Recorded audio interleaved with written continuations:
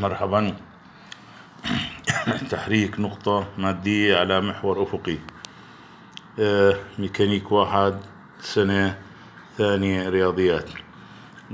مثال رقم 1: تتحرك نقطة مادية M كتلتها M صغيرة على محور أفقي OX بتأثير قوة. هاي صيغة القوة F تساوي B على X بI شعاع الواحد على المحور X. المطلوب تعيين سرعتها في الموضع X تساوي A على 2 إذا كانت في اللحظة T صفر تساوي صفر، يعني لحظة البدء بالموضع X تساوي A وسرعتها معدومة B تساوي صفر، حيث A و B ثوابت موجبة. ها هي الحركة. هاي هون النقطة المادية M، هاي كتلتها صغيرة، هاي ماشي بسرعة شعاع السرعة V، وهاي شعاع القوة F هياته باتجاه المحور X. احنا بدنا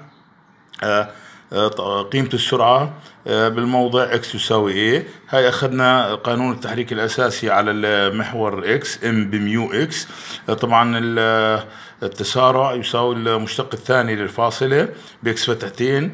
بدلنا بدال القوة F بقيمتها اللي هي B على X، هاي جبتها هون من نص المسألة، هون B على X تساوي كتلة النقطة بإكس فتحتين، هاي العلاقة 1. طبعا بمكاملة المعادلة 1 حصلت على M بإكس فتحة اللي هي السرعة، يعني الكتلة بالسرعة تساوي B بلن إكس زائد C. طبعا ثابت التكامل هذا بنجيبه من شروط البدء. هاي هون أنا عوضت شروط البدء اللي أعطيتها بنص المسألة، طلع معي قيمة الثابت C تساوي ناقص B بلن A، بدلته بمعادلة السرعة، حصلت على معادلة السرعة التالية: X فتحة تساوي B على M بلن X على A، اللي هي معادلة السرعة المطلوبة. أنا بدي تعيين السرعة بالموضع X تساوي A على 2.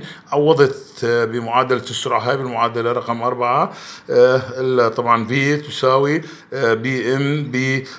B على M بلوغاريتم.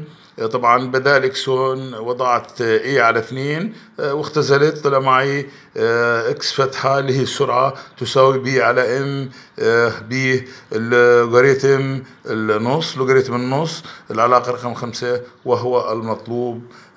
أشكر حسن الاستماع.